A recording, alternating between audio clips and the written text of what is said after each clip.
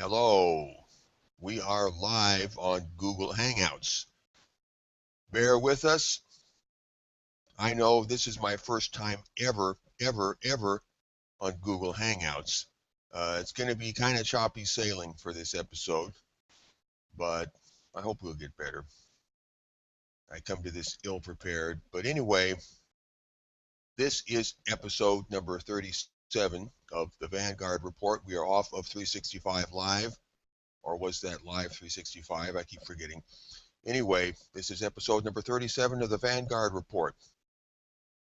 This is Monday, February 2nd. No, it's not February 2nd. That was last week. A week ago today was February 2nd. This is, I forget what. It's February 2nd plus 7 days. Anyway, 2015. This is episode number 37. I think I said that already. This is the Vanguard Report. On the Vanguard Report, we talk about little more than feminism. And I know that's a sore point with some people, but for us, that's our meat and bread and butter. We talk about little more than feminism and things pertaining to feminism. And you'd be surprised at the number of things which pertain to feminism. Seriously, just about everything in the long run pertains to feminism. I mean, even if it doesn't directly pertain to feminism, it still defines a zone which lies outside of feminism, right? Well, that might seem obvious, and you might wonder why it is even worth mentioning. All right, fair enough. Here's the deal. You cannot truly know the shape of something or the content of something if you fail to examine what is excluded from the something which you are studying. In general, things are defined as much by what they exclude as by what they include. For example, any artist worth his salt understands this as the principle of negative space, or if you will, the reversal of subject and ground. The point is that in order to understand feminism, we must comprehend the negative space around feminism as a thing in itself, a thing which is dynamic and real and a center of conscious awareness in its own right. This so-called space deserves a name. So let us call it non-feminist alterity. Well, we also call it the non-feminist sector, but the otherness of the non-feminist sector is expressed by the phrase non-feminist alterity. And I know this is pretty cerebral stuff here, but I know some of you out there are cerebral, so you can play along. It is real, it is alive, it is conscious, and it is us. Needless to say, it is a sheer absence of feminism, and yet it is full of many things which, frankly, feminism is not competent to talk about. So, our first order of business is to proclaim the alterity, the otherness, the out and out otherness of all that is not feminism. We simply take it as we would take back stolen property. We just grab it and walk away unceremoniously. We're part of this world, and we will continue to be part of this world. We're not going away. There will always be something in this world, in this entire universe, which is not feminism, which is outside of feminism, alien to feminism, foreign to feminism, and which feminism cannot digest or make go away. Our thoughts, our lives, our struggles all originate from a mental territory which is not feminism. We are planted in this space. We grow from this space. And finally, we engage feminism from within this space and none other. That is non-feminist alterity. And until you establish non-feminist alterity as the starting point for all of your words and deeds, you will literally do none other than engage feminism from within feminism. And if you do that, then no conversation with feminism will ever put you outside of feminism. You will go round and round in circles within feminism, and the conclusion of the engagement will only ever be more feminism. In order to get outside of feminism, you must begin outside of feminism. So, is feminism what we say it is? You bet. That's always a good place to start. Non-feminist alterity is a defining force in the world. And yes, non-feminist alterity is a thing. So, I am Fielbogen, your host for episode number 37 of the Vanguard Report, and I am here on Google Hangouts with Nick Redding, man of Canada, true son of the Alberta Prairie. Nick, say hello. Hey everybody, I'm Nick Redding with Men's Rights Edmonton, and I'd just like everybody to check out our YouTube channel, check out my new video, where I'm saying, where I'm laying out the fact that I'm surely anti-feminist, and check out our Twitter. You can follow us at Twitter at Men's Rights Ed, and go to our website, mensrightsedmonton.com. Yes, thank you, Nick. On that latest video that Nick referred to, I have a role in that video. In fact, about half of that video is me talking as well, so it's kind of a joint project between me and Nick. We've gotten some feedback and fairly good traffic on that video, which can be found on the Men's Rights Edmonton channel. It's funny how many people take the statement that we don't care about men's rights. They take that statement literally at face value. You know, they're not, shall we say, in on the inside joke. Of course, it's not a joke. It's very serious. I mean, we're serious about saying that we're anti-feminist. Okay, and well, we'll get into that later. Anyway, cue number one. As usual, or as customary, we will start off the program by talking about a couple of things off of the internet. So, cue number one ought to be appearing.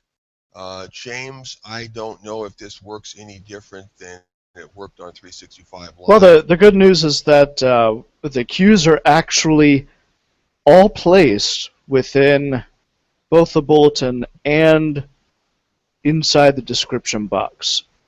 So people who are following us on Google Hangouts have got all that information laid out? All of it's already there for them.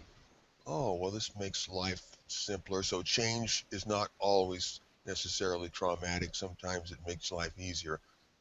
I guess it's just the transition part that's hard, and after that it gets good again. Well, anyway.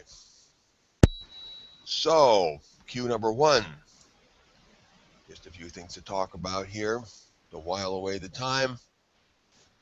And if I didn't get the link wrong, got this in my browser. This is from the Telegraph, the online journal from the UK. Rape victims should have moral responsibility. Wow.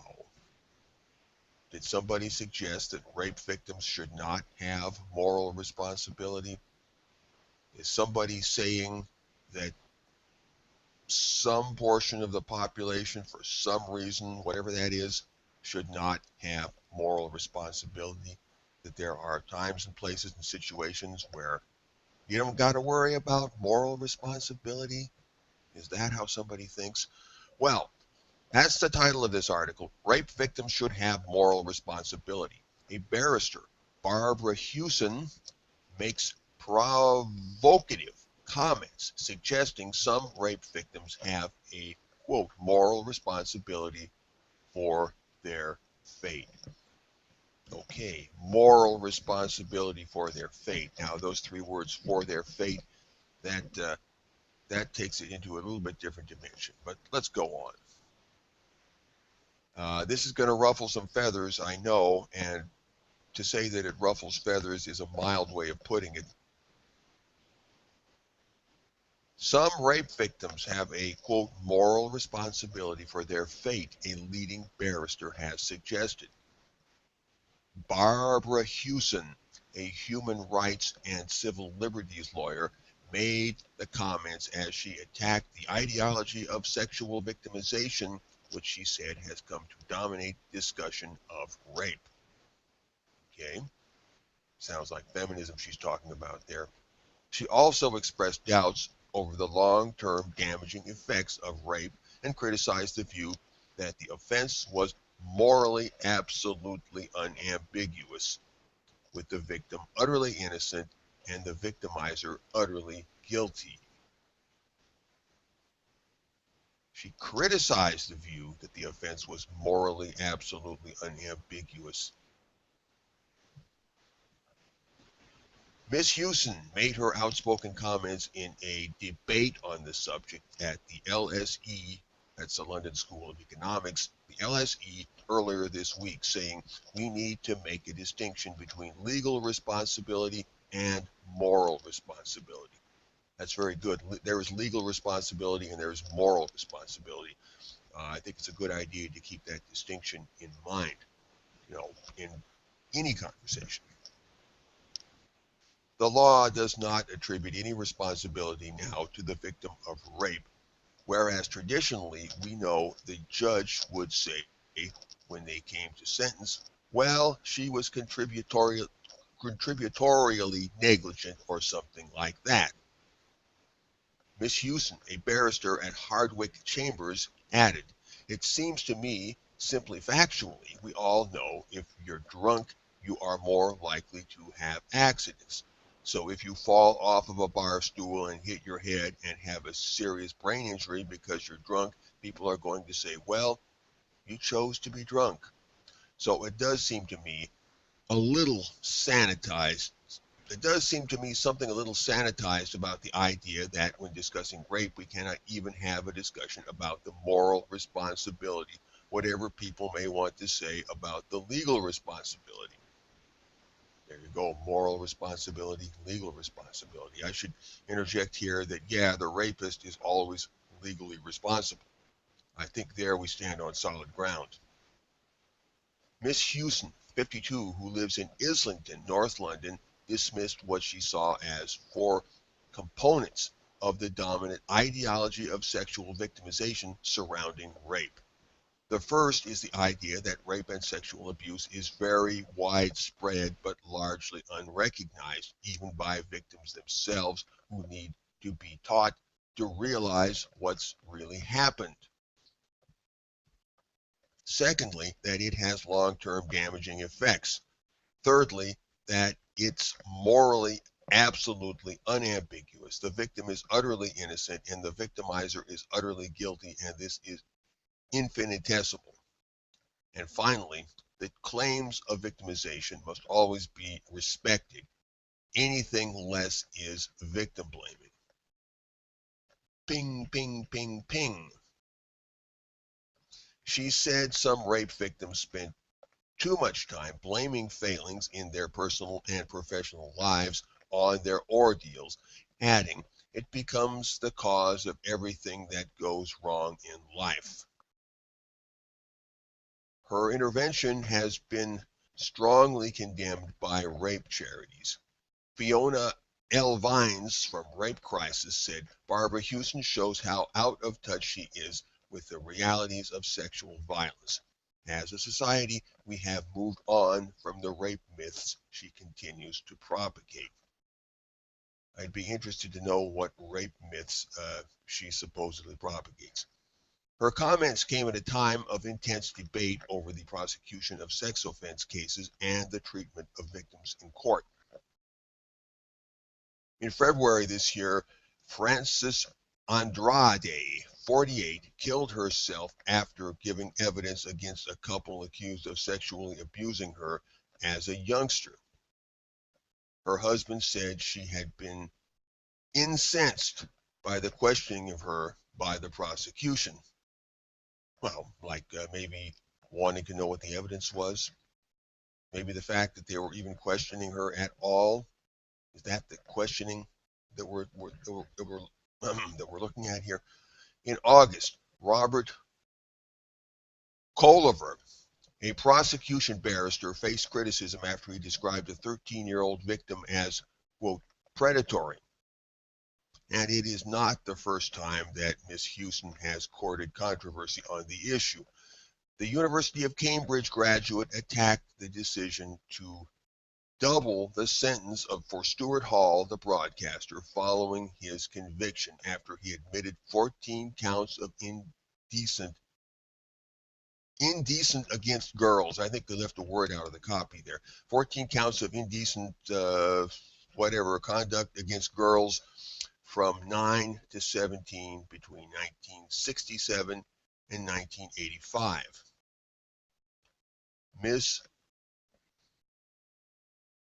Mr. Hall's original sentence of 15 months was doubled to 30 months after public outrage over the perceived leniency of the initial decision.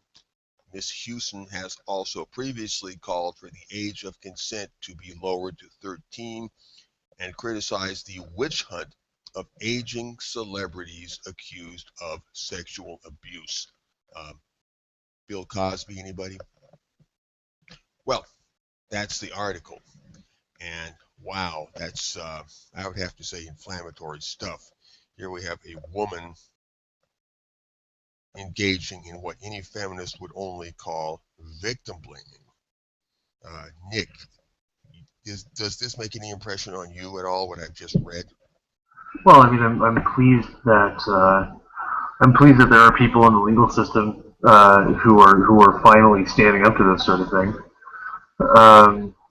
It reminds me, if anybody's seen the video of me at the 2014 Slut Walk, where I had the rape culture the myth side, and I was talking with a young lady who I was trying to explain that very concept of moral accountability to her. Well, not the same concept, but similar. Using a CSA, like having to wear work boots and a hard hat on a job site. That I've got, in that case, I've actually got a legal responsibility to wear clothing that protects me from potential harm. And just explaining that I, as someone who can be hurt, has a responsibility to prevent myself from getting hurt. And she didn't like that. She just started screaming at me. That, for example, a construction worker has to wear a hard hat on the job. Well, you've seen the video, right? I've seen the video, but it's been a while. Yeah. The way you just said that, Nick, it sounds as if she is screaming loony, crazy mad about having construction workers having to wear hard hats on the job. Oh, okay. No. Let me reiterate what I was saying.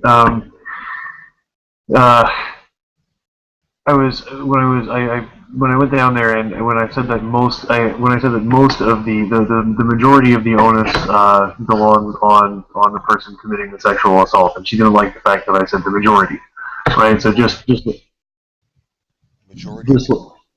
majority of the onus when a sexual assault happens, I said obviously the majority of the blame is on the person committing the crime.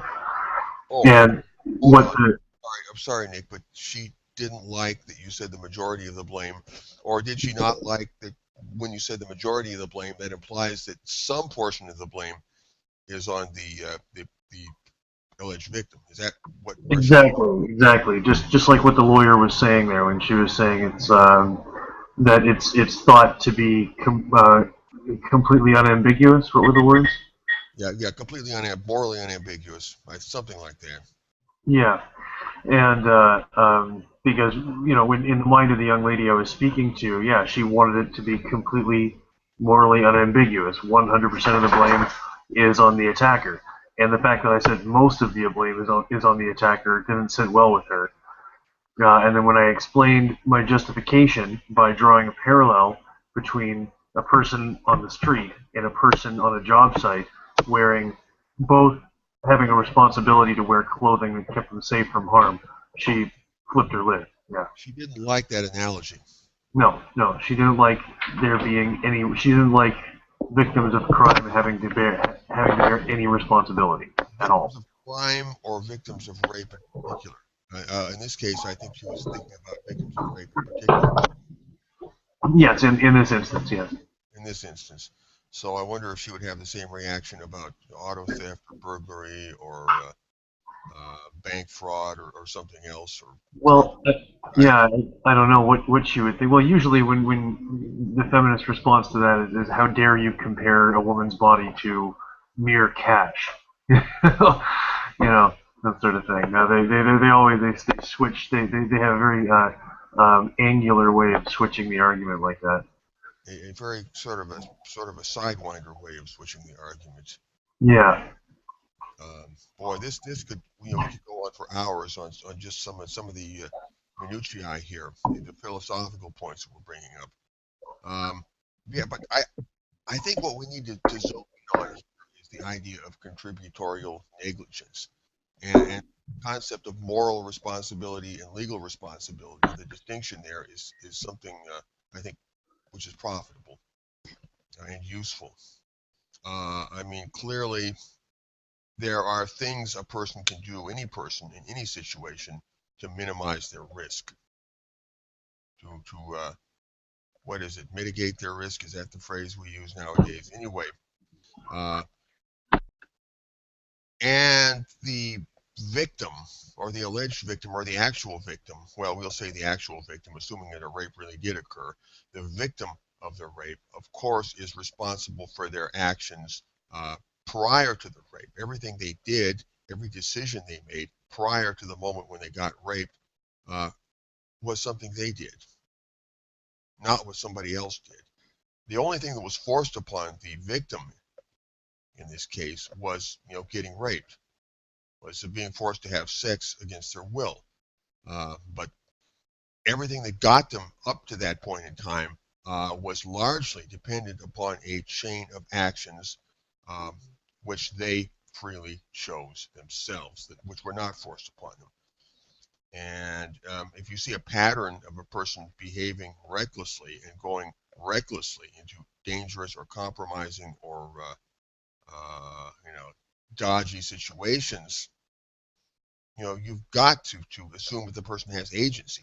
And here we get back into the question of agency, hypo-agency. The idea that women basically haven't got any agency or very little is something that feminism trades upon and goes a long way. It makes a lot of mileage out of that. And, giving agency back to women is something that would, one of many things that would wreck feminism. Or And also, I'd like to say, when I've challenged, when I've spoken with feminists about my objection to feminism, I get told that I have a problem with strong women or empowered women. And it's funny that their idea of being empowered and being strong is just accepting feminist dogma. Um, and of course that feminist dogma has them abdicate their agency. And so just their idea of power is just crying about something and refusing to accept that they do have power over a certain extent of power over their circumstances.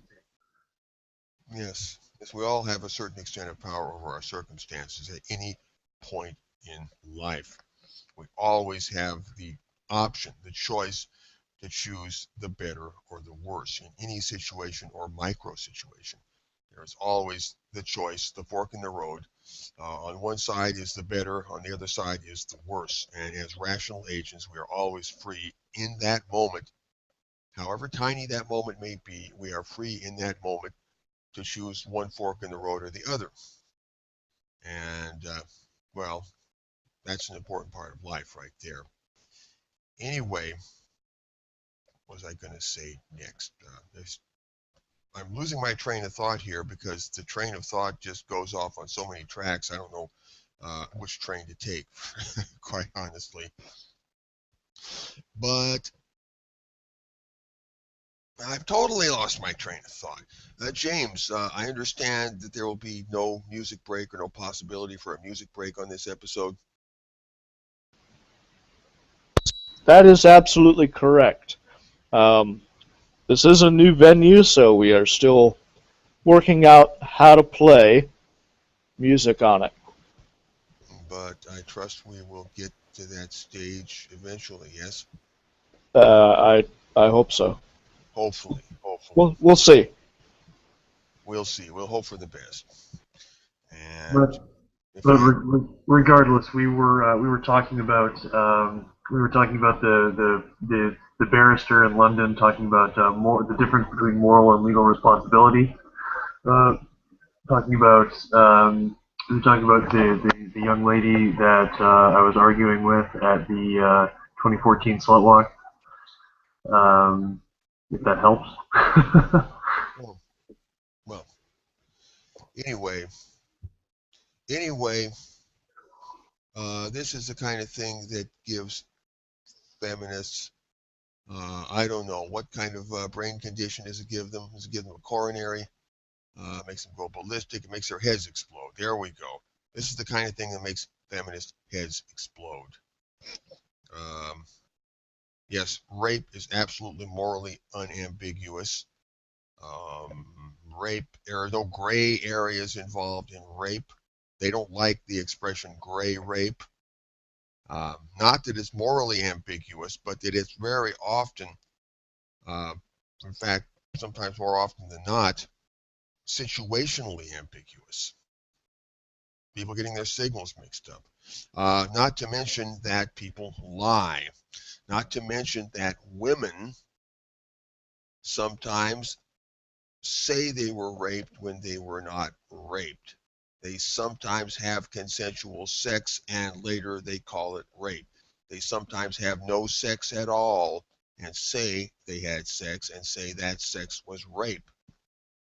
False accusation is a thing, folks. It happens, and feminism wants it to happen, and feminism wants to make opportunities available, shall we say, for it to happen more. Feminism wants to empower women to make false accusations of rape against men and destroy men's lives. Because, of course, when this happens, it will promote female supremacy. And female supremacy is what feminism is driving for constantly. It is the project to increase the power of women with no stated boundaries, no limitations, no end game, no exit plan. Just go on increasing the power of women. Empower women, empower women, give them more power, and then come back and give them some more power, and come back and give them some more power. Always chasing the mirage of, quote, equality, the rainbow of, quote, equality towards the horizon. And that rainbow, that mirage just keeps moving ahead to the next horizon and the next horizon. But through all of this, women are gradually gaining more and more power, and specifically power in relation to men, because if you're going to say somebody has more power, it needs to be in relation to something, in comparison to something. So, yeah. Anyway, getting back to the subject of rape, false accusations happen. We've seen case after case after case after case, and they keep happening. And I don't know what kind of idiot would go around and say that false accusation of rape is not a problem. And the false accusation of rape project is a sub-project of the feminist project, because boy, does that ever empower women, and boy, does that ever shove men down into a hole. I can tell you what kind of idiot would go around saying that false allegations are not a problem. Please do. Karen Smith, executive director of Sexual Assault Center of Edmonton, who told newspapers that false allegations just don't happen. Just don't happen. Well, the police detective whose name I can't remember, but Janice Fiamengo wrote in Front Page magazine that his comments, that when he commented on the "Don't Be That Girl" poster, he said that it almost never happens, and Janice Fiamengo said that his comments were, quote, craven, which I agree with. So there's lots of people. There's lots of people who go out there and say that shit. in spite of all the evidence to the contrary. Just go to the Community of the Wrongly Accused or its predecessor website, the False Rape Society, and you'll see files upon files of false rape cases. Happens all the time, folks.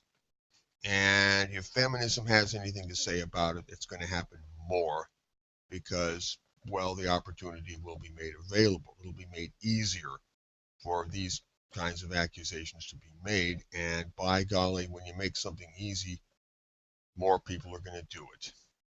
When you dig a channel, the river will flow in that channel.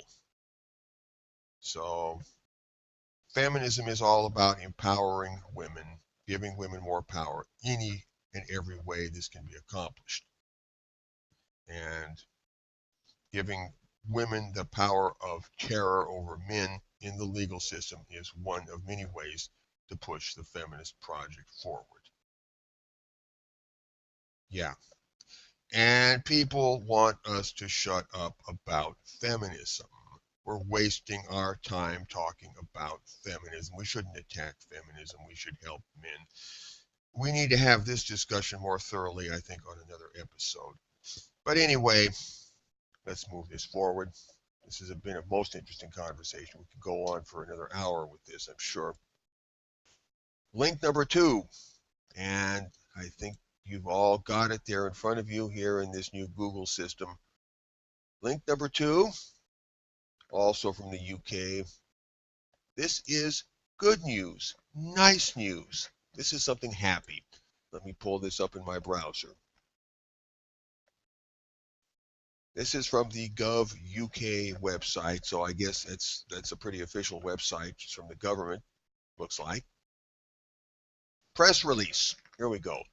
New support for male rape and sexual violence victims.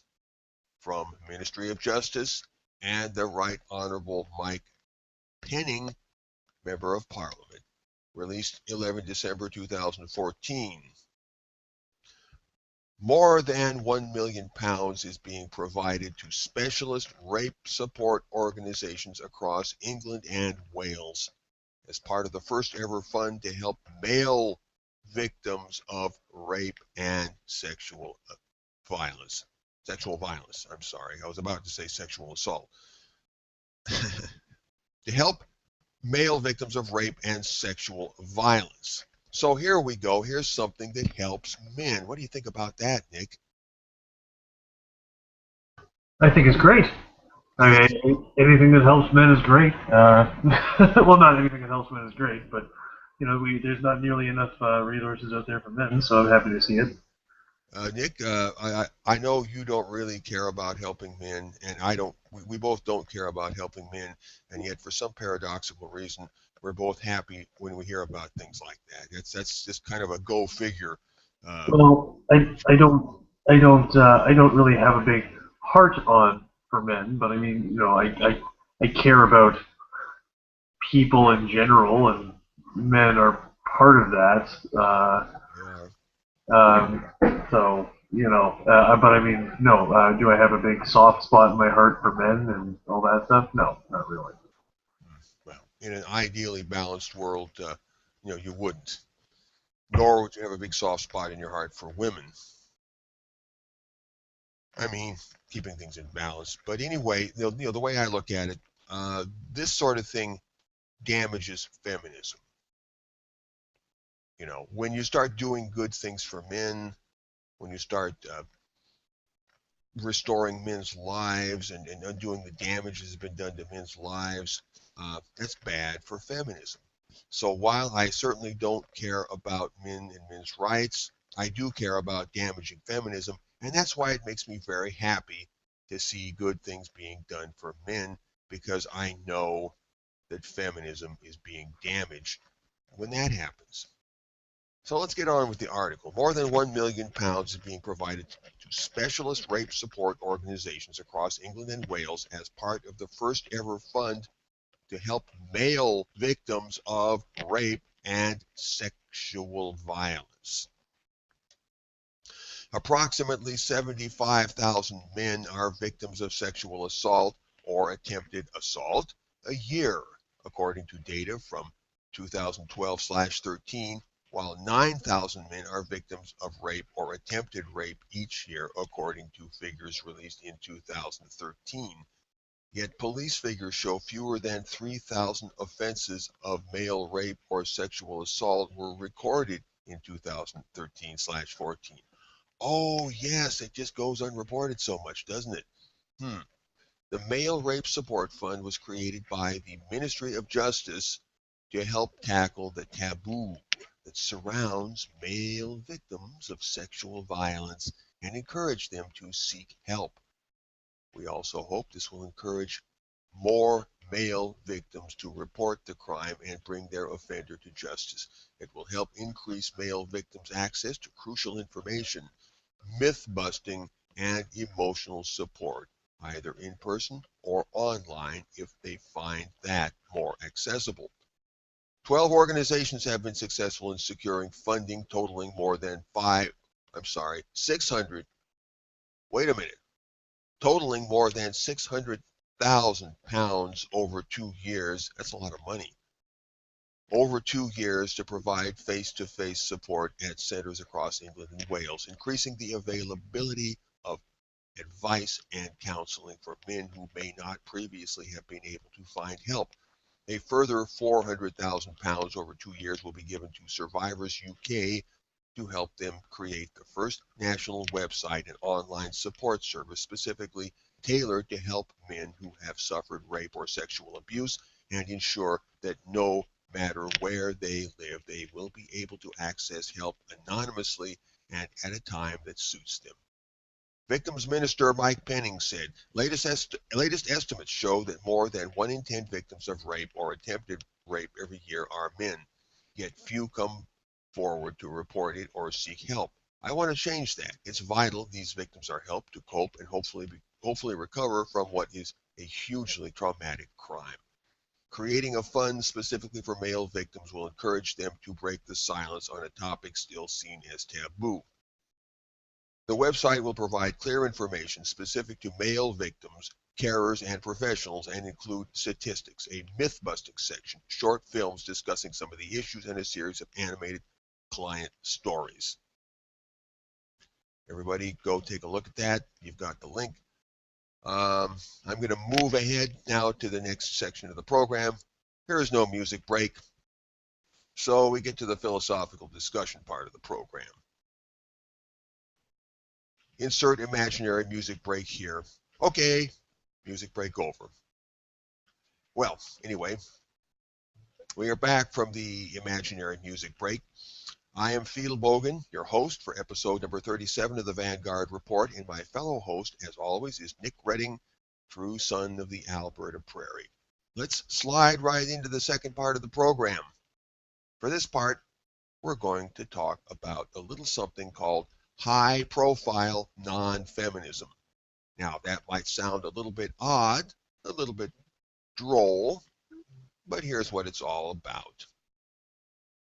High-profile non-feminism is basically just a way to plant the flag of non-feminist alterity in the world.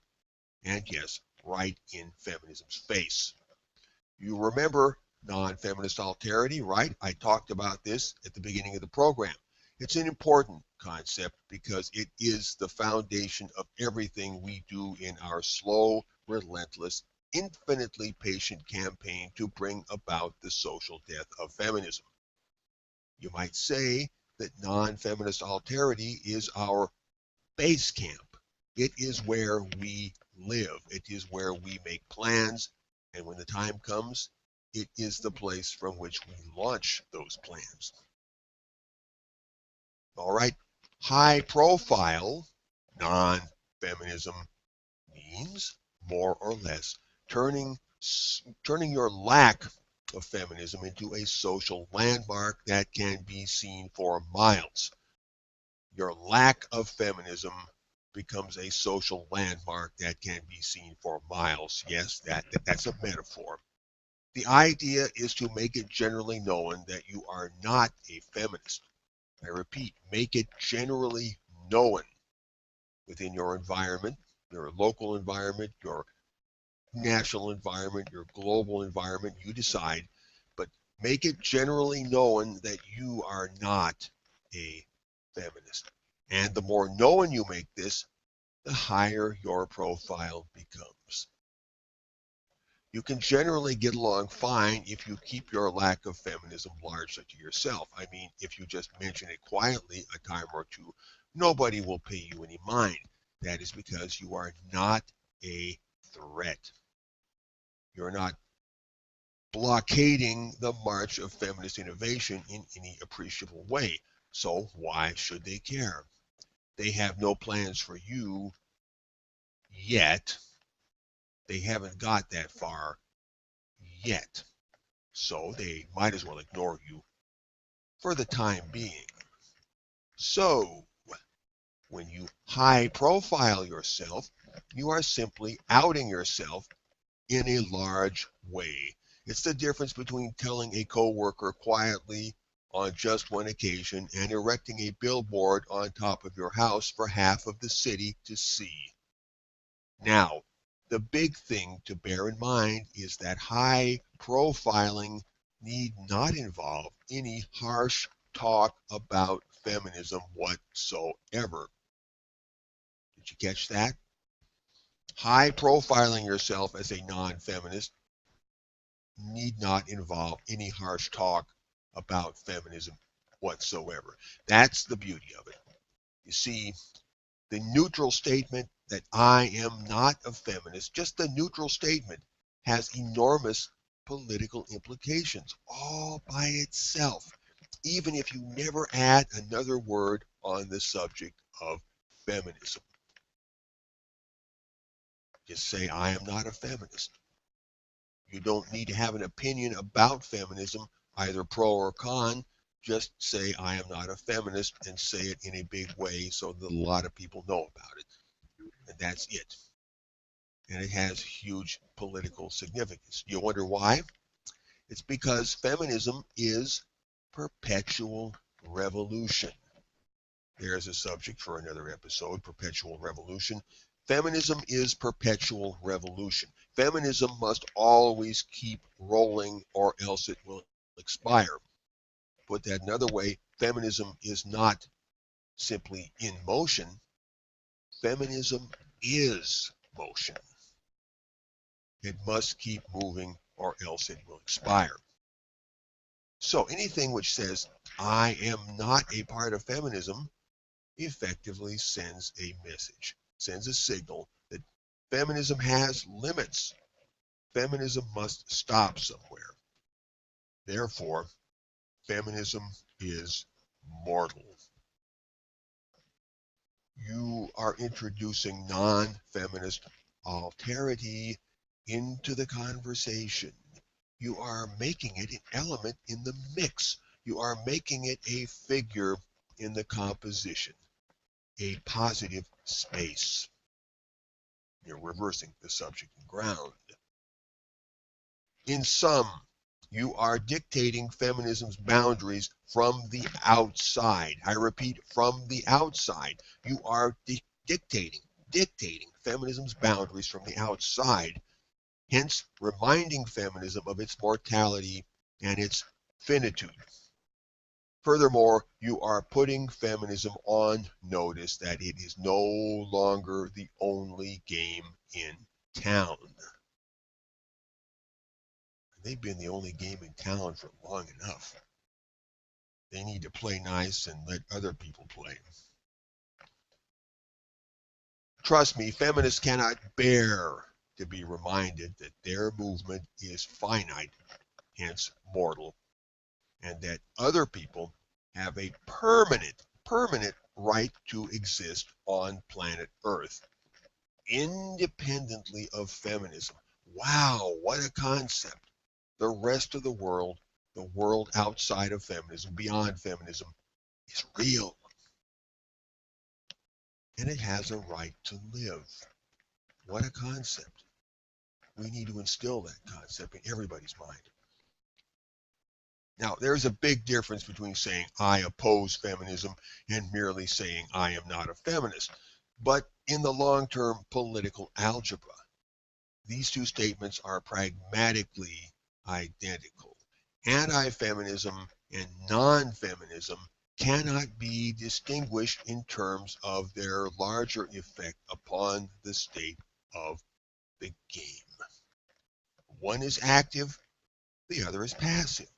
Different roads, but they both lead to the same Rome. They both transmit the message that feminism must stop. Feminism must confront a limit. Feminism must have an end. Feminism must have a terminus. And that is a message that will drive the feminists crazy. It will drive them over the edge with fear and guilt.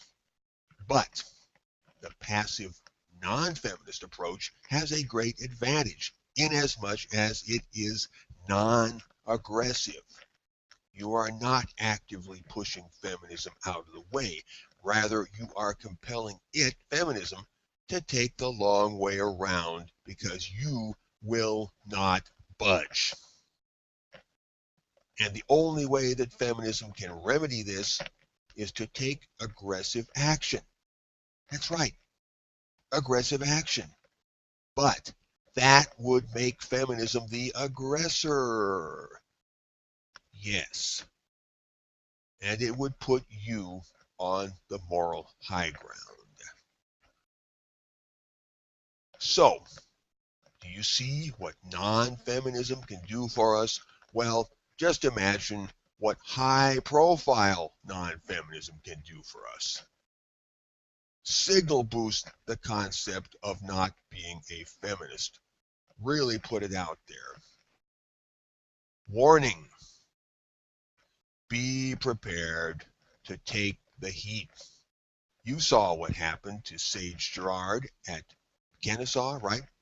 Well, the same and worse could happen to you when you have the nerve to make generally known that you are not a feminist. They will act like rabid animals, and you should brace yourself for the worst. You should say to them, "Whoa, it looks like somebody has anger management issues."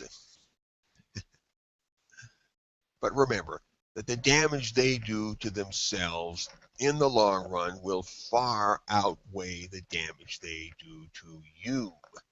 Take comfort in that thought, and don't forget to keep records and gather evidence any way you can.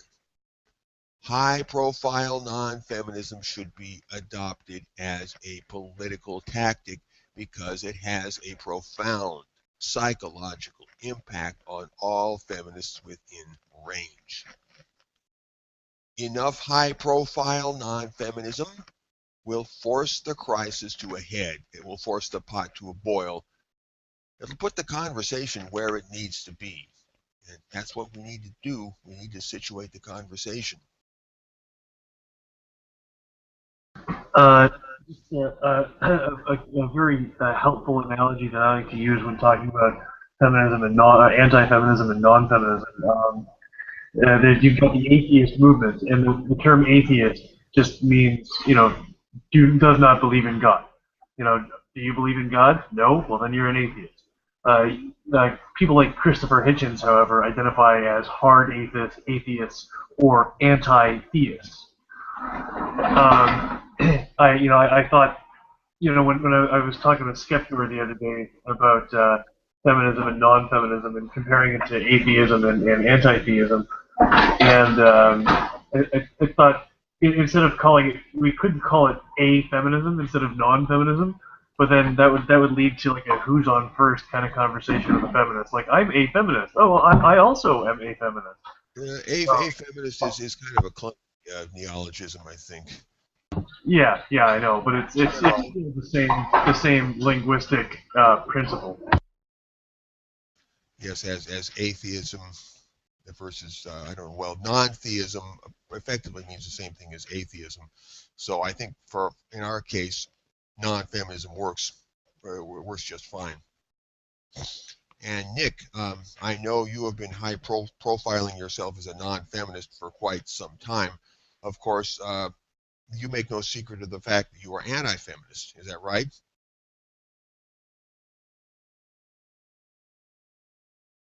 Hello. I'm sorry, what was that? There was some Oh, background noise. thought I lost you there. We were talking about high-profile non-feminism. Yes. And I know you have been putting yourself out there as a non-feminist, but more than that, you've been putting yourself out there as an anti-feminist, which is a bit different, but closely related to not being a feminist. So I think this is a good place to make the case that anybody who is not a feminist is not a feminist. If you are against feminism, you're still not a feminist. Uh, I would be interested to meet a person who is against feminism who is a feminist. That would be an interesting person to talk to and hear what they've got to say for themselves. I've never known such a person. So if you're anti-feminist, against feminism, oppositional to feminism, operating against feminism, okay, you're still a non-feminist. An anti-feminist is a non-feminist. And yet a non-feminist or non-feminism is an effective force against feminism, just as anti-feminism is. Any kind of non-feminism, absence of feminism, will not turn into feminism ever kind of situation is kryptonite to feminism, one way or the other. It's slow kryptonite, it's fast kryptonite, but kryptonite is kryptonite. It all adds up. Uh, a quick way, easy way to wrap all of this up in a nutshell, I like to say that an anti-feminist is a non-feminist in a hurry, and a non-feminist is an anti-feminist waiting to happen. And I think that sums it up pretty well. And James, I think we're just about up to the brick wall of death. Am I right? Yes, you are. Really close. There was another cue, I think, to an ABFM article about Anita Sarkeesian. I don't know if that's in there or not. We had to pull this episode together pretty fast. There's a lot of rough edges here. But if I'm not mistaken, the next program on after us, the Blue Collar Red Pill program with Danny Boy and Night Runner, they're going to be talking about Anita Sarkeesian. And that link I just mentioned is a link to an article of mine that went up on AVFM, which is very, very relevant to what's going to be talked about, if I'm not mistaken, in the episode or in the program, the radio show that follows ours. So we might want to take a look at that. And on that note, I think the brick wall of death is brushing against my nose. So everybody, it's been great. Hopefully we'll get the hang of this Google Hangouts and we will operate more smoothly in the future. But time to draw to a close episode number 37 of the Vanguard Report. Everybody, take care. See you again next week for episode number 38. Remember, never forget, feminism is what we say it is, because we're non-feminists and we are the negative space around feminism that defines feminism as much as feminism defines itself. Got that? Feminism is what we say it is. See you next week, everybody. Ciao.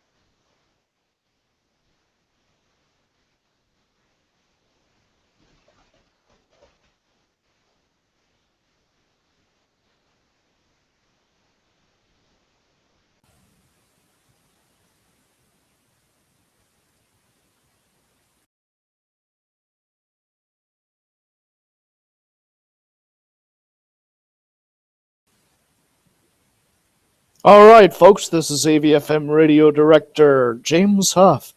We will have another show coming up shortly. This is our Monday double feature, Blue Collar Red Pill, coming up next.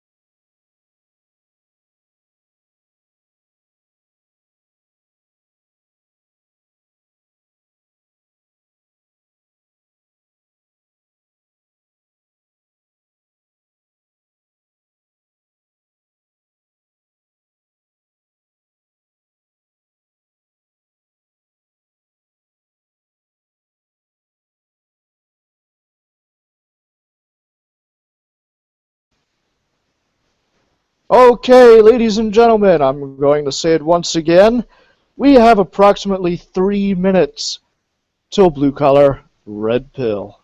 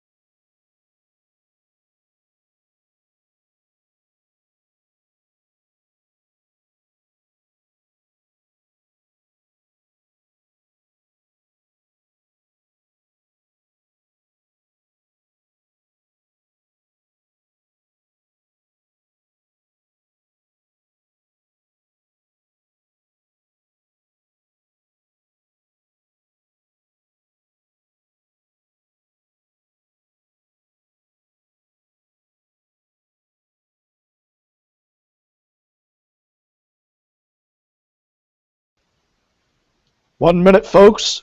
1 minute till the show.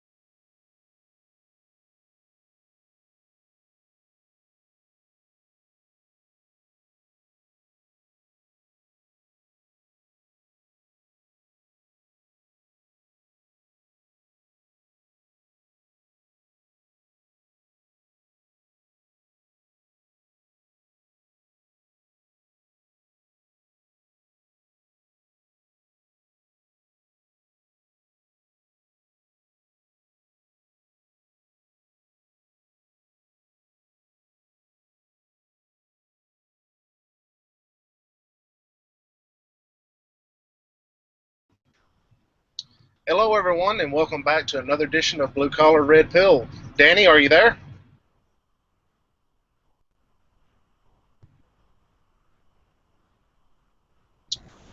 Hello, Dan. Whoops. Hey, Jack, how you making out? I'm doing pretty good. How are you doing, brother? I'm still on this side of the grass, just watching which way the wind is blowing, and my God, is it ever blowing up the feminist skirts and exposing their horse shit fucking... Danny, are you there? Whoops. Whoops, let me finish that tirade there. So, yeah, I'm just looking at which way... Hi, Jack. I'm just looking at which way the wind is blowing and which... I'm doing pretty good. How are you doing, brother?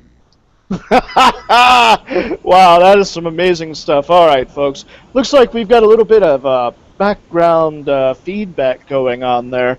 Hey, you two, if you can go ahead and close down I think we're good now. external sources, that would be great. All right, folks, go ahead and continue on. Bear with us, ladies and gentlemen. This is one of our first shows on Google Hangouts for AVFM radio. Our hosts will, of course, need to get used to the format. So yeah, I take full blame for that. I raped the YouTube airwaves there with double listening here. I'm trying to keep track what's going on in the comment section there. I see Clint Carpenter made it. How you doing, Clint? See you in the comment section. Cool. Anyways, so yeah, checking out which way the wind is blowing and which feminist skirt it's blowing up and which dirty, shitty panties it's exposing. And this week, Jack, I think you picked a winner. Yeah. Okay. Everyone, if you have been watching recently, you know that Cathy Young wrote an article about Emma Sulkowicz. And now, if you don't know who that is, that's the girl that's been carrying the mattress around campus. Well, she's been carrying the mattress around campus at least while the cameras were there. But because she's been carrying it around as a form of protest or an art piece, because her quote-unquote rapist was allowed to stay on campus. Now, this guy, and I'm not going to mention his name because his name has been dragged through the mud enough already based on nothing but allegations. This guy's kept silent this whole time until he talked to Cathy for her article. He tells a very interesting story. According to this guy, he and Emma were friends. Okay, they used to hang out together and sleepovers and all this kind of stuff, and one night they ended up having sex. Okay, the next morning, they woke up and she's like, he says they agreed not to have sex anymore. It wasn't long after that, she spent the night over at his place again, and guess what? They had sex. Again, she agreed, or they got up the next morning and they agreed that they wouldn't do it again. Well, what do you know happened? A few nights or sometime later, she spent the night over at his place again. They ended up having sex again. Okay, now after this one, they kind of agreed to stop seeing each other. Okay? It went over the course of a summer, and they were sending messages back and forth and sending emails back and forth, all this kind of stuff. And Jack, she was like, I miss you, I love you. Jack, just let me interrupt. And I can understand why, she wanted to stop having sex with him. Carting around that mattress for a little marimba at, noontime nookie, it probably wears on a person. Yeah. But anyway, she comes back that fall, and they are wanting to see each other, and they never do, and she ends up going to a party and meeting this guy's ex-girlfriend. It wasn't long after that Emma filed the quote-unquote charges of rape against him. It wasn't long after she filed her charges that this girl, his ex-girlfriend, filed charges of sexual assault against him. Okay, now while all this is going on, this guy gets drugged through all this of just having the charges levied against him. And he is restricted on campus where he can go and what he can do. Okay, now he's living at, if I'm not mistaken, it was a fraternity. He's living in the house, and this is a co-ed fraternity. Okay, one of the officers of this fraternity finds out, even though all of this is supposed to be kept secret, she finds out about it and sends an email to every one of the members saying that one of the male members has been accused of rape. We believe that he has violated our rules and policy, blah, blah, blah, and we're going to throw him out. Okay? Then the next day, she issues another email saying, no, well, you know, we believe in innocent until proven guilty and due process, blah, blah, blah, blah, blah. It wasn't long after that, a third girl came forward and said that he tried to grab her and kiss her at a party. Okay? This third girl later comes out and says that the woman who sent out those emails, the officer at that fraternity, talked her into going and filing a complaint against him. He encouraged her to go file a complaint against him.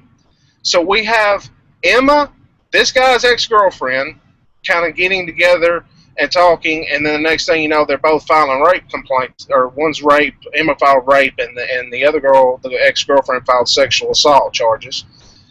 Then you have this other girl that sends out all these emails and is talking about how women are not feeling safe around this guy, who convinces another girl to go file charges against him.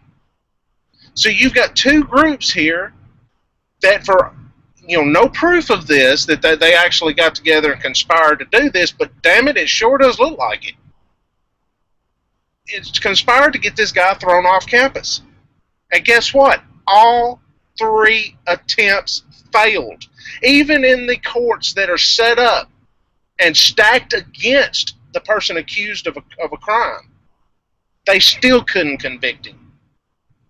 They convicted him on the charge of trying to grab that girl and kiss her, but he appealed it, and she failed to show up. She just said, I don't want to have nothing to do with it anymore.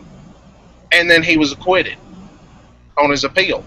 So, he is innocent all the way across the board.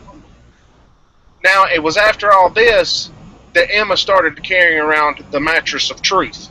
Now, what I mean by the mattress of truth, well, if you ask feminists, they'll say, well, of course she's telling the truth. I mean, why would she be carrying a mattress around if she wasn't telling the truth? So, evidently, if you've got this mattress and you carry it around, everything you say is true. So I call it the mattress of truth.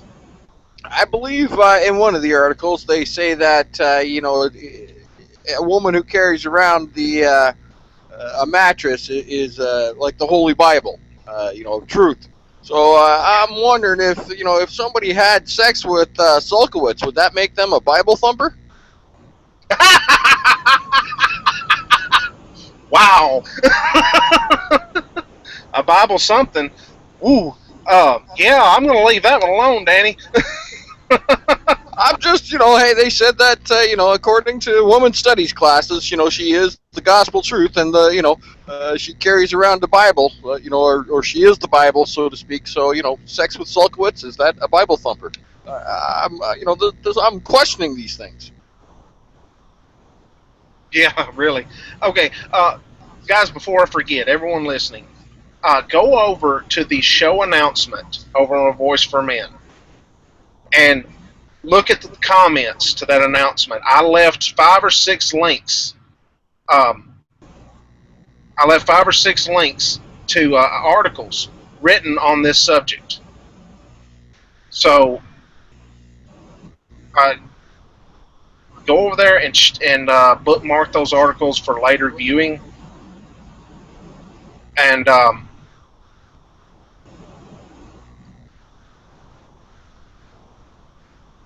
oh, Jack, are you there still? Yeah, I'm sorry. I'm having just a little bit of technical difficulty here. I apologize. But yeah, go over there and bookmark those articles and read them later, because they will bring you right up to date on what's going on. But anyway, go ahead, Dan. I'd even suggest some enterprising young individual freeze page those articles. Things like that have a habit of disappearing off the internet when they get unpopular and all. Anyways, Jack, I wanted to touch upon one part of your intro there about how women not feeling safe. a few weeks ago, or actually I think it was last week there, Jessica Valenti, or maybe the week before there, Jessica Valenti wrote out about an article or a study that found women are now scared of rape and rape culture and all this stuff. I just want to say congratulations, feminism, and Emma Sulkowicz, you have given women, modern-day women on campuses, mental illness. You have spread this, your fear-mongering has literally given modern women mental illnesses. It has made them look for boogeymans where there are no boogeymen. It has made them think that they will get raped by innocent individuals.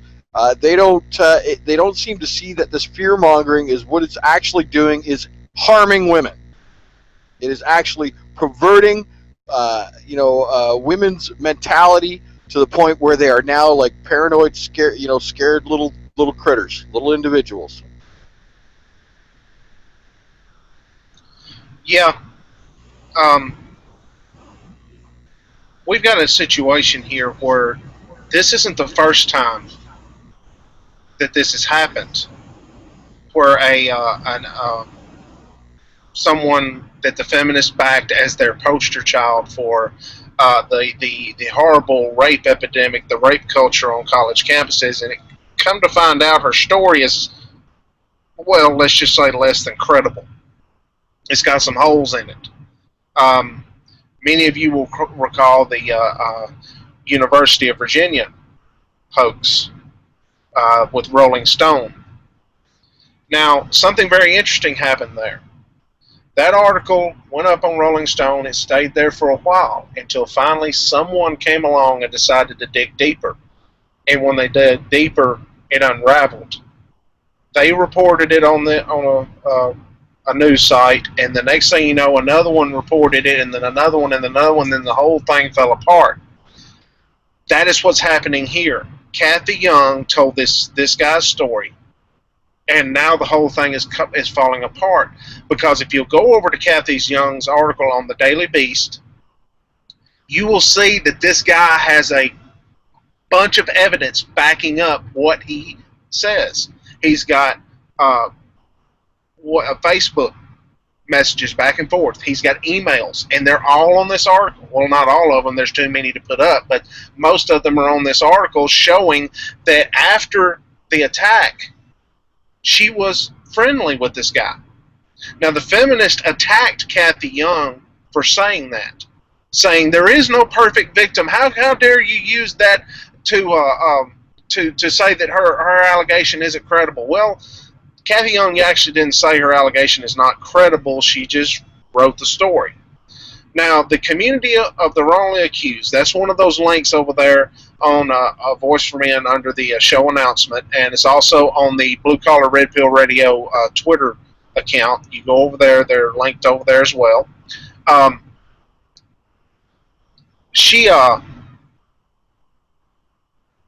community of wrongly accused wrote an article about this and laid out the timeline of everything that happened and talked about, hey, look, I mean, if you're going to call every behavior evidence of rape, or no behavior is evidence that a rape didn't occur, in other words, acting normally is not evidence that no rape occurred, then, what the hell? What are we going to do? What are we going to go on here?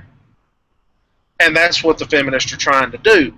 And it's not working. Everybody's calling them out on their bullshit.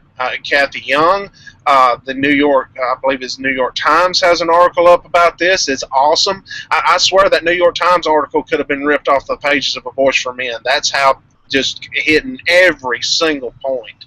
The New York Post has an excellent article up about it. Guys, we right now are looking at what I believe is going to be known as Mattress-Gate. It's coming apart right now as we speak. You got anything to add, Dan? So Sulkowicz's posturpedic pontification is about to fall apart. Wow, that's a tongue twister. Well, we are talking about Sulkowicz, so sexual innuendos are at play.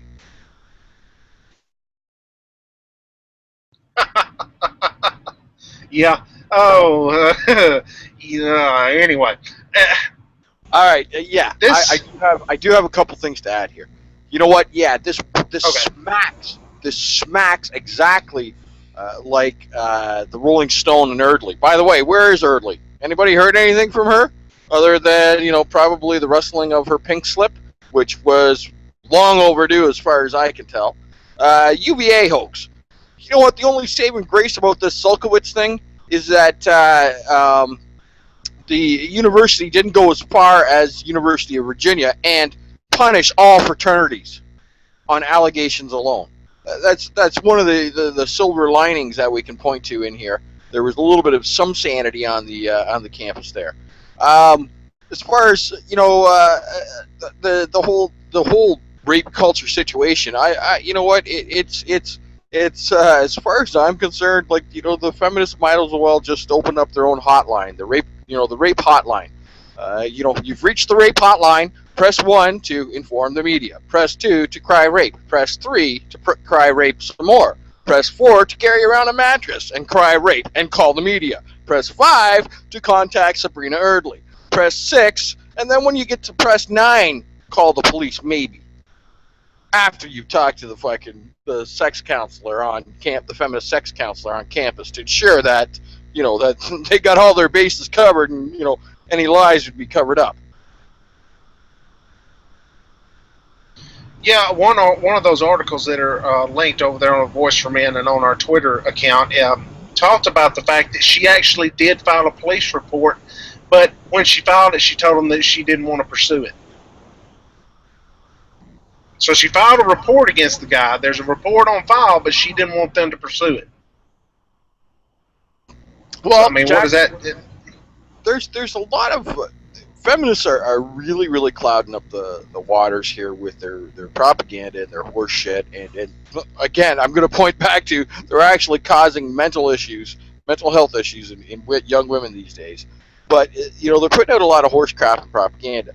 I've been looking at the Canadian numbers. And the way they basically break down is that about 80% of self-reported sexual infractions, I'm going to say, because they're not sexual assaults. They're not all sexual assaults. But about 80% of them take place in the age range of 15 to 25. Now, there's two things that happen at those times in a person's lives. First, they start becoming adult sexual beings, and they're going to explore, and there's going to be some mistakes happen. Unintentional mistakes. A mistaken cue on going from first base to second base. All right? The second thing that happens is when they hit about age 20, guess what? They get into university, they get into boozing culture. We've heard a lot of women's rights activists, Hoff Sommers, Christina Hoff Sommers, and the like, saying, we don't have a campus rape problem. What we have is a campus hookup drunk problem. And I'm in full agreement behind that. You got young kids, young individuals, young adults, full of booze, wanting to do the mattress marimba. And mistakes are going to happen. Foolish judgments are going to happen. And yet, they're only going to blame one side, of course, blame the penis. So I guess press number 8 at the feminist hotline to blame a penis.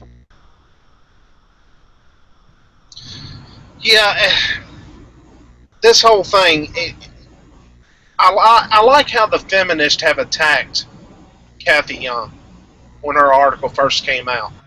Now, if I'm not mistaken, it came out on the 3rd, which I believe was on Tuesday. And, they attacked her horribly. Now, another one of those links that I've got listed was to an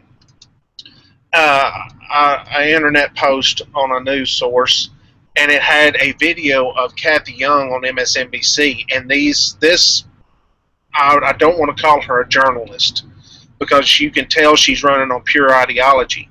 But the host of this show, plus 2 other feminists, were just circling Cathy Young, just waiting to pounce on anything. And all they could do was bring up the fact that she said that those messages were chatty and flirty, which they were.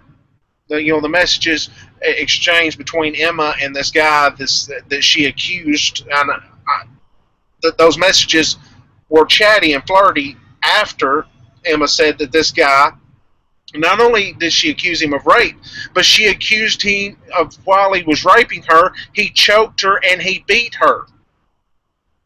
Now, I'm sorry. I'm not going to live in a fantasy world of where a guy can choke a woman severely and beat on her while he's raping her, and a few days later she's inviting him to a party. I'm sorry. You feminists can say all you want to. Oh, there's no such thing as a perfect victim. You don't know how traumatized people or act. You don't know what goes through their minds. It affects different people in different ways. Bullshit. If someone did that to me, I would be damned if I invited them to a party that I was going to. That's not how it works. Oh, come on, Jack. Don't you know how it goes, brother? You know, you get viciously assaulted by somebody. They invite you out for drinks the next day. It's awesome. You know, that's the way. You know, that's the way victims work, right? You know, like all the time. You see, you go out to a bar, somebody knifes you. The next day, hell, you go out for a couple of beers with them. I've seen guys like that. They'd be tied up fist fighting. One didn't win it, and hey man, let me buy you a beer the next. But a fist fight's a little bit different than a rape, you know. So, but yeah, I don't know. Damn it! It just, these feminists are doing their level best to make sure that no one ever questions a woman who says she's been raped. Ever, about anything. And every time they do this, society is seeing how insane these people are, how off the rails, completely out in left field, mental institution nuts these feminists are. Because every time it blows up in their faces, because it turns out that this woman's story is less than credible. And they're... Thank God that there are people out there like Cathy Young that are willing to go the distance and do what they're supposed to do as journalists. Okay? If it wasn't for them, I don't know where we would be now. But I can tell you this, because of people like Cathy Young, feminism is taking some major hits right now. Well, just touching upon Cathy Young there, Miss Young, I've disagreed with her points in the past, but you know what? I got a shit ton more respect for her than I do for these we believe drones that come crawling out of the woodwork. You know, oh my God, we must believe no matter what. No matter what, to the point where we've got strange fruit hanging from the fucking trees again. These feminists are, you know, like you said, gone right off the rails. The hatred is pretty palpable. As soon as, you know, once you get a bunch of them, you know, running around in their underwear down the main street there, screaming about, you know, slut walk and whatnot, and, you know, yes means yes and no means no, no matter what, wherever we go, you can literally just say, well, what if she said, you know, what if he says no? You can literally just feel the hatred. You know, oh, that can't happen. You know, it's a man. It's less than deserving of human compassion, empathy, and consideration. Literally, you can just feel the hatred. I felt it at the Bill Cosby thing. By the way, we ain't done with that episode yet there, feminists. Don't you worry. Got some things coming down the pipeline. Been talking and discussing. We like to play chess around here. We don't like to play checkers, reactionary kind of crap. Anyways, back to Miss Young.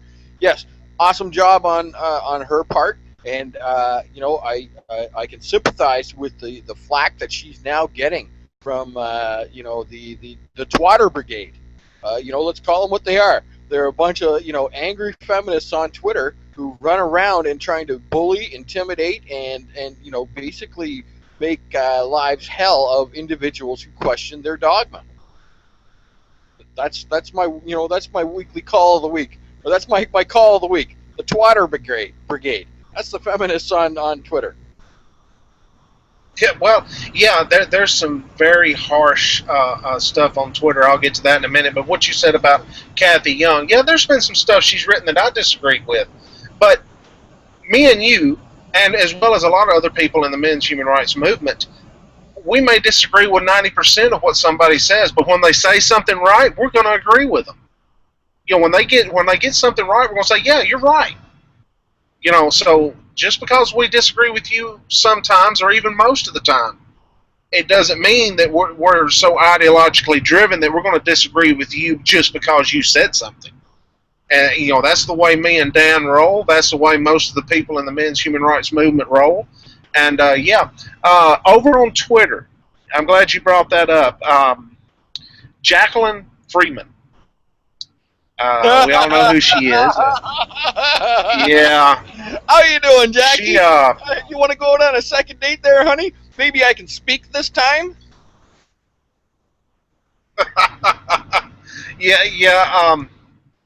She said that she hoped that the people over at the Daily Beast and Cathy Young had to walk on Legos for a year.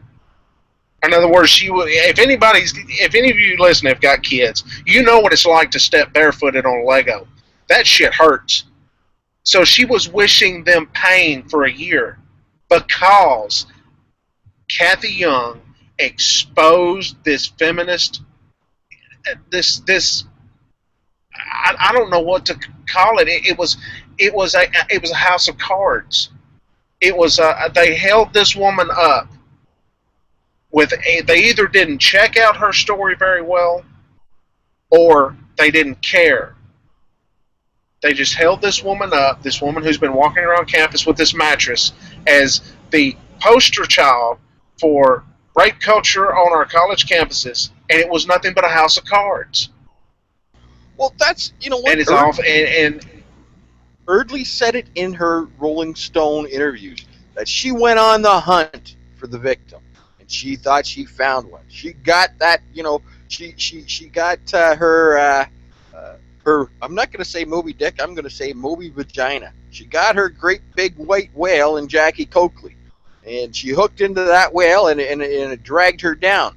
Now I'm kind of wondering, all these reporters that are supporting Sulkowicz here, if they've hooked into their great white vagina, and they're about to be dragged down into Davy Jones's locker, or their careers are about to be dragged down to Davy Jones's locker as well. Well, what about what is it, Claire McCaskill?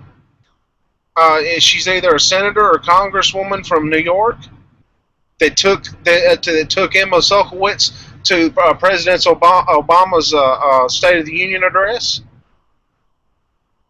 Remember that? I believe, what is this going to do for her?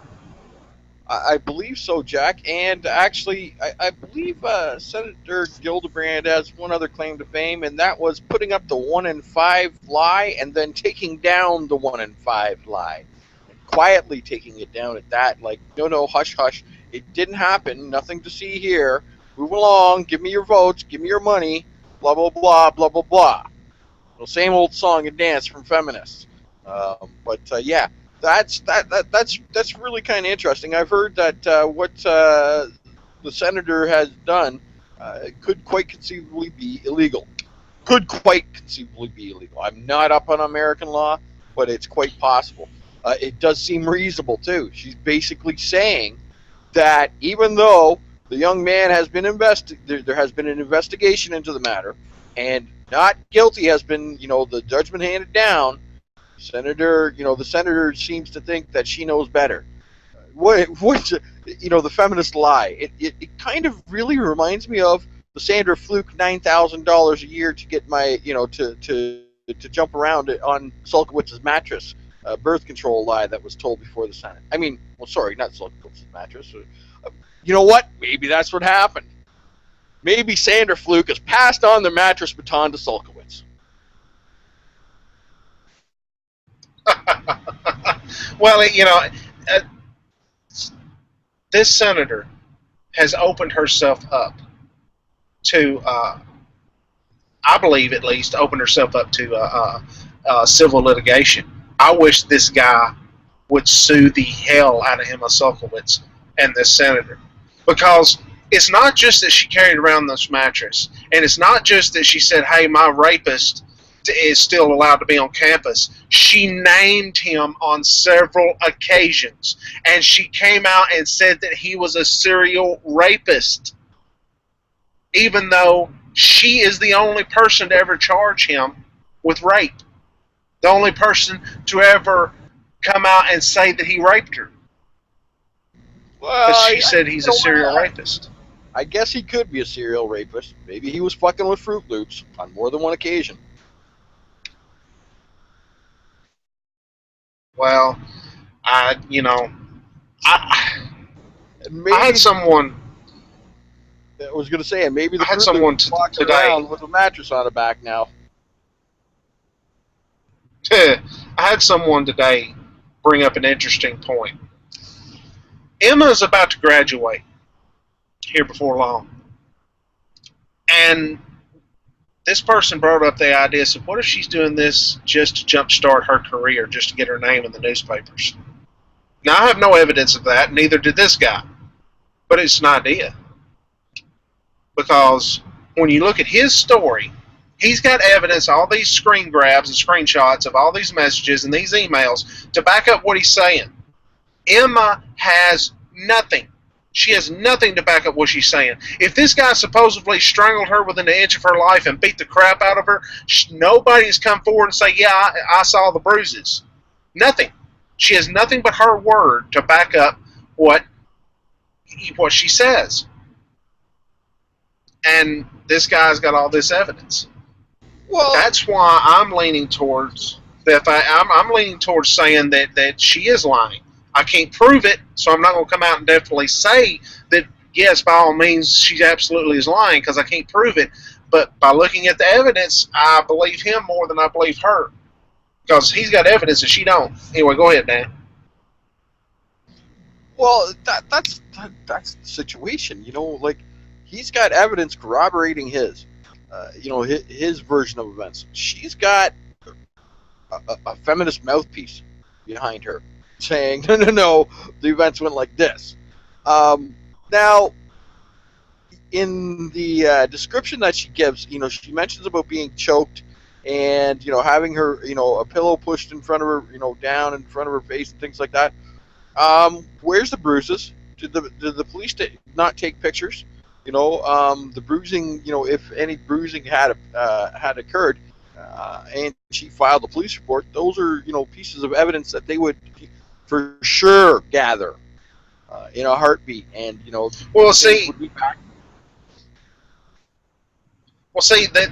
she did not file the report or file charges on with the on-campus. I'll get this, gender violence department.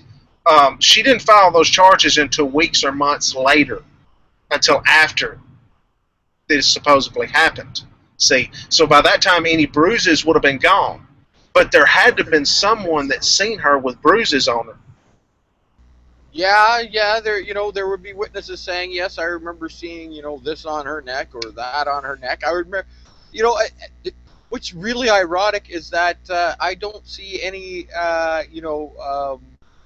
mention of her missing school. She seemed to be able to carry on with her school very, very competently, despite having to carry a mattress around.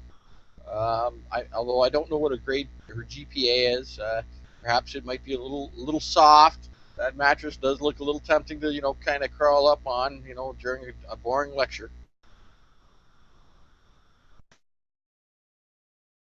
Well, that's the thing. Everything was going fine. Everything was going great until she filed the charges.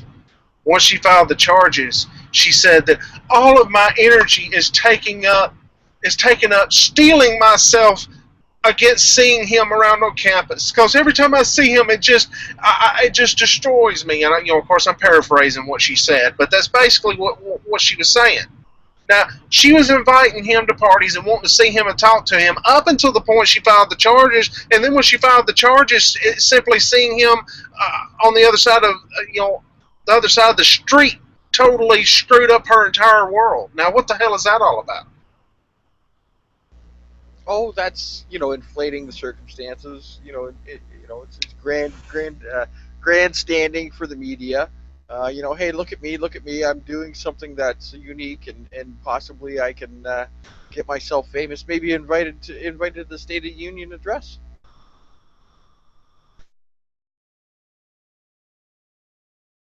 Yeah, yeah. I, guys, everyone listening, go read those articles, please. That you'll get more information than we could possibly talk about here in 1 hour from those articles. This guy telling his story, and the Katawa, the Community of the Wrongly Accused article, has a timeline showing when everything happened, so that'll give you a good idea of what's going on.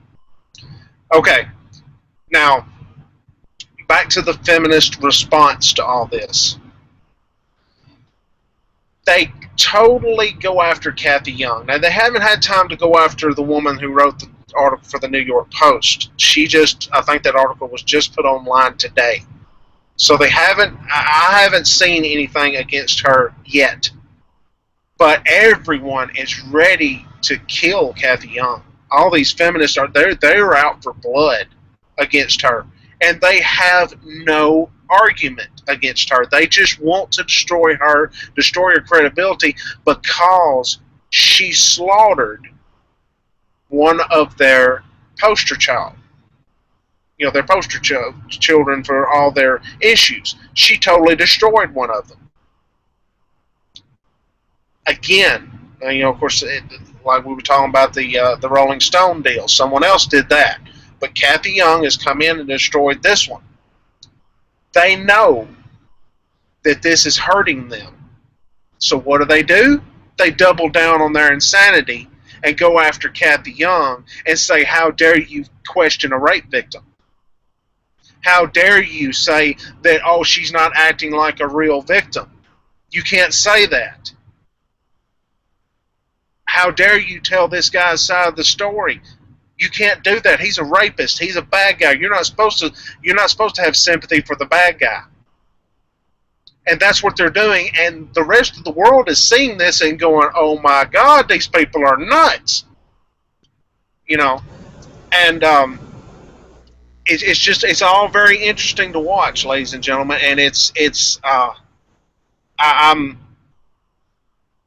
have a hard time believing that it's actually happening. It's almost too good to be true. Anyway, Dan, what you were about to say something? Well, it's really kind of pitiful. Cathy Young's article really does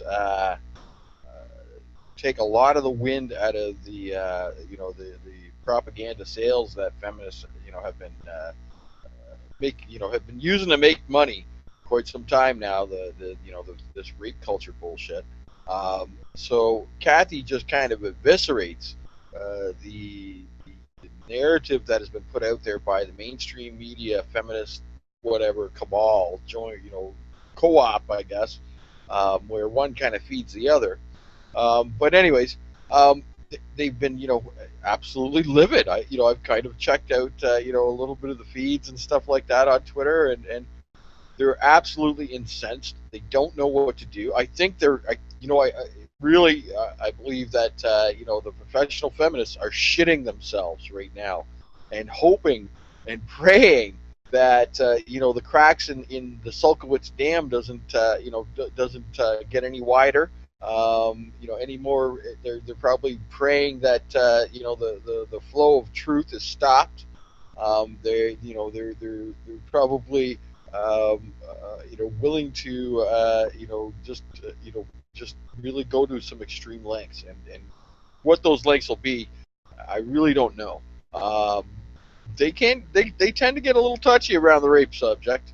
It's a horrible crime, but they get touchy to the point of violence, which is really kind of scary. And of course, the feminist thing will be, well, yeah, we incited the violence, but we didn't actually do the violence. We painted a huge red target on somebody's back, and we called them every rotten name in the book, and we made them out to be the devil themselves. But we didn't do the violence. We just kind of incited it. So I'm waiting for that to come down some, for somebody. I got to say I don't feel too safe in Hamilton really right now, but that's okay. That's the way life is. Jeb will keep me safe. I got that. And Jeb won't rape me either, because, dog doesn't do that, I guess. But he's a male dog, so maybe he does. And he's non-feminist, so, Jesus, maybe he will rape me. Hold on a second here. We're 39 minutes into the show, and Jeb did not rape me. Thank you, vagina.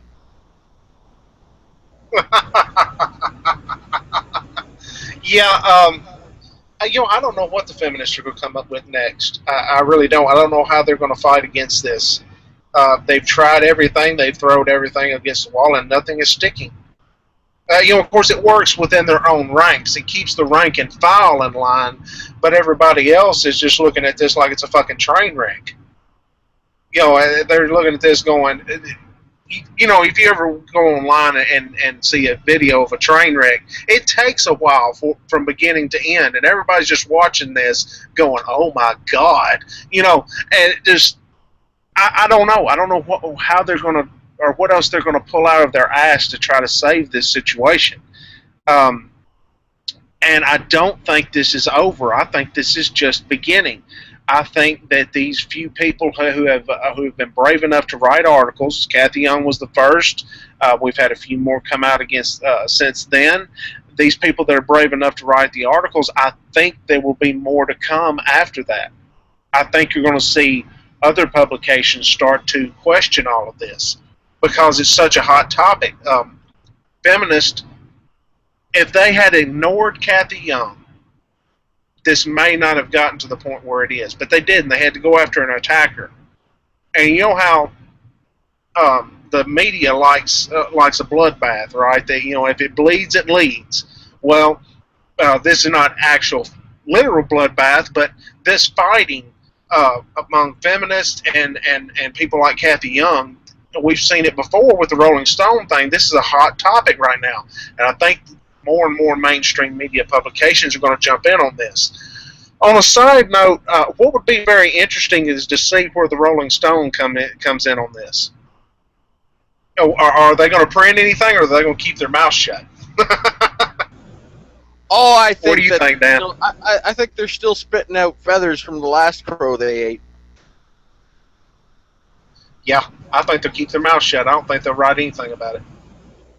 It won't be. They didn't even have the spine to issue a proper retraction after the Jackie Coakley incident.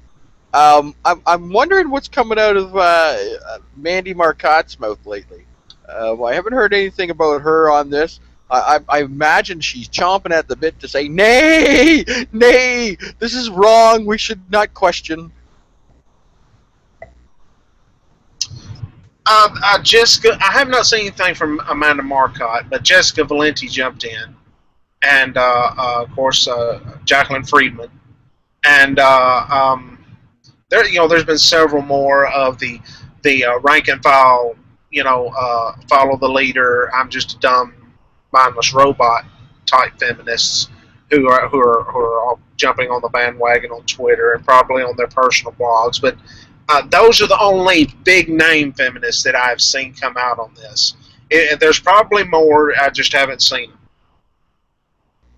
Oh, Jessica Valenti. You know what? I'm done with her last name. It's now Vigenti.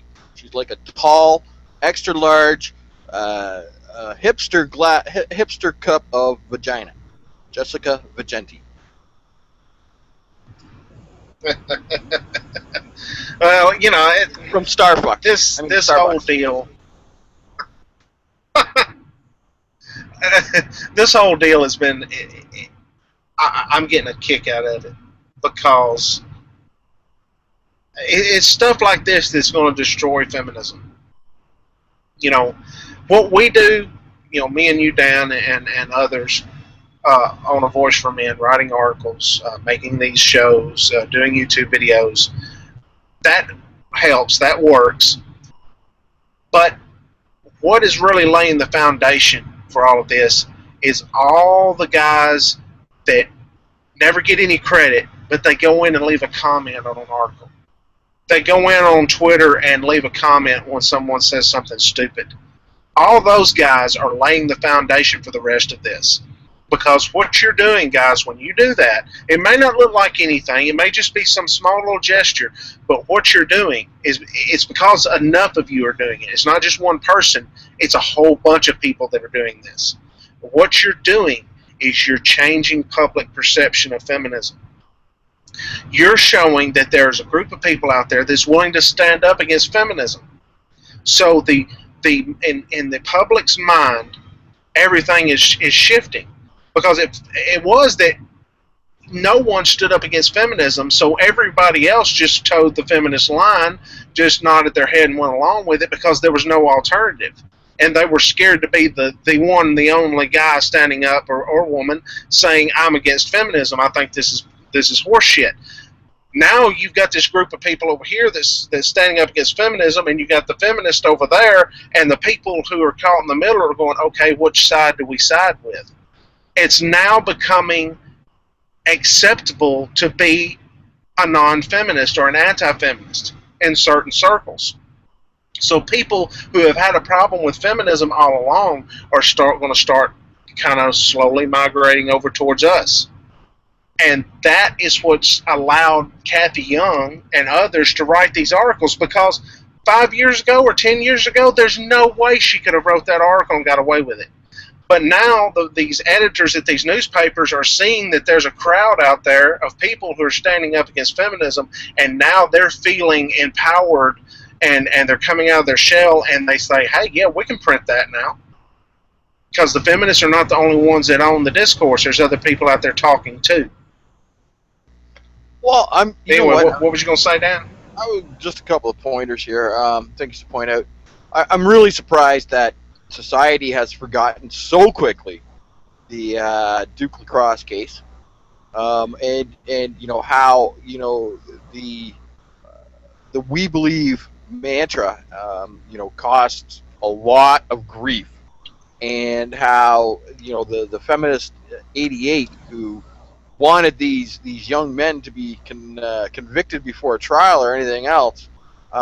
Really never issued an apology or anything like that. They, stuck to their guns that these three young men must be guilty no matter what, because a woman said so. And then it turned out that, everything was wrong. And then, they thought, well, because, hell, she's a woman, we shouldn't prosecute her or hold her accountable for filing a rape, false rape charges or anything like that. That, we should just let her go about her business, which, kind of went on to be murdering a man and committing arson. So I'm really surprised how society has forgotten that history, and here we are pretty much doomed to repeat it. We are repeating it. UVA hoax, classic example. Whole fucking fraternities punished. Guilt by association. This is what has been. This is what feminism has reduced the university campus life to. Guilt by association. Not guilt because you're guilty, but guilt by association. And it's going on right across the board. Up here in Canada, we got the Ottawa hockey team punished for the possible, alleged rape or sexual assault crimes committed by 2 individuals. A whole team punished for it.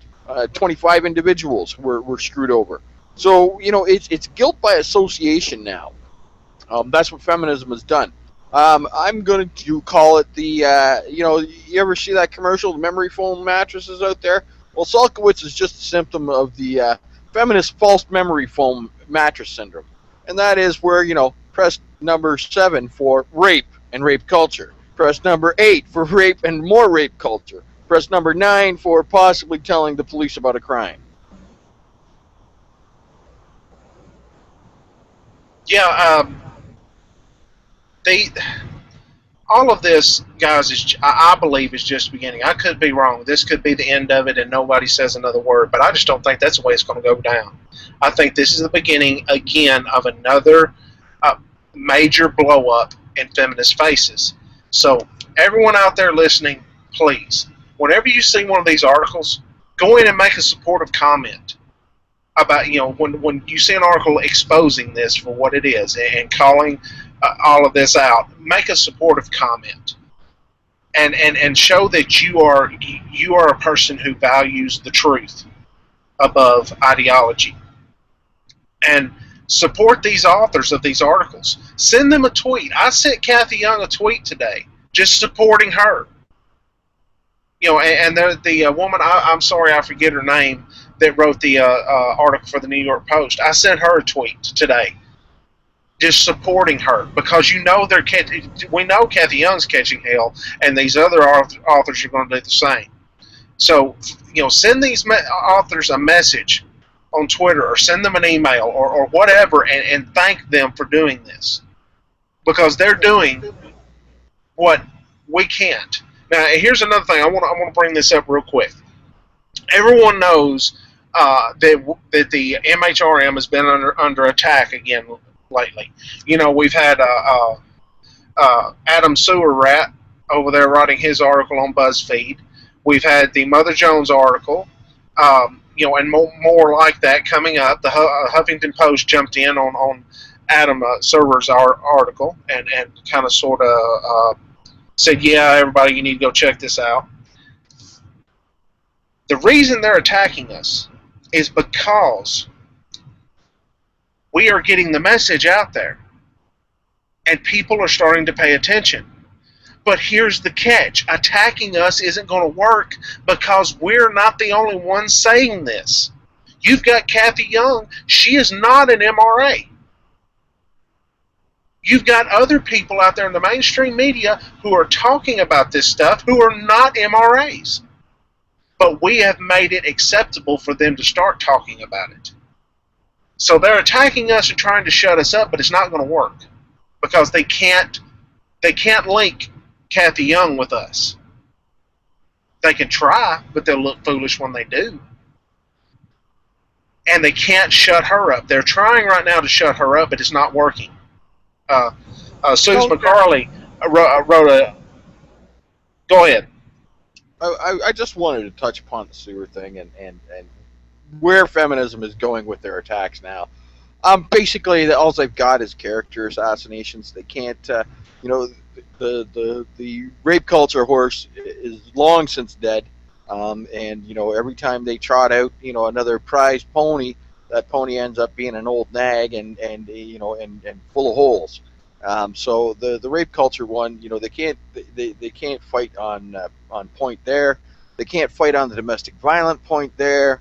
They can't fight on any of their theories. So all they've got left is character assassination. So that means that they'll dig into a person's background and dig up, you know, as much dirt as they can.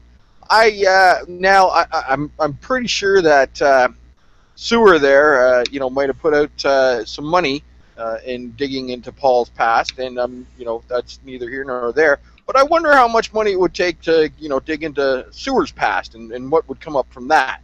You know, does that seem like it's any more truthful or anything like that? Does that affect any of the positions or the issues at play? No, it doesn't. All it means that is dirty yellow journalism, and all they can do is character assassination. We can play that game too, but I'm assuming we're going to choose not to.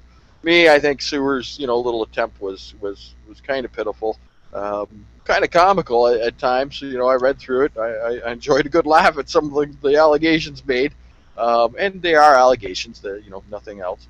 I felt bad for Paul and his family there, to be honest. Having to, you know, having that aired out there for all to see, whether, you know, parts of it were true or whether parts of it were false. Digging into a person's family life, I kind of find that kind of dirty pool, but that's just me. However, don't forget that it's a double-edged sword. When you start digging into somebody's family life, that they in turn can start looking into your family life. So, you know, any journalists out there, you want to, you know, like fallacies and fiction, then you know it can come around and bite you on the ass. That's how I see that. I was going to touch upon something else, but I forgot. Well, Dan, I'm just going to say that we don't need to dig into his past. We don't need to go that. We don't need to sink to their level, for one thing. And number two is, we've got the moral high ground. Why do we need to sink? Why do we need to swing at pitches in the dirt? You know, Paul needed to to come out and say, okay, you know, this is what happened. He needed to tell his side of the story. Yeah, I get that. But it's like what you're saying. These feminists do not have a legitimate argument against our position. So they got to character assassinate. That's all they can do. You're exactly right on that. And we don't need to swing at these pitches in the dirt. Just give them a little bit of attention, say, yeah, you're full of shit, and go on about our business. Because the bottom line is the majority of the public is going to see these guys are talking about these issues. Now, whether I agree with what they have to say or not, they're talking about these issues, and no one is challenging them. The feminists are not really challenging them because, you know, they have no argument. But anyway, we're getting real close to the end of the show. I want to say this.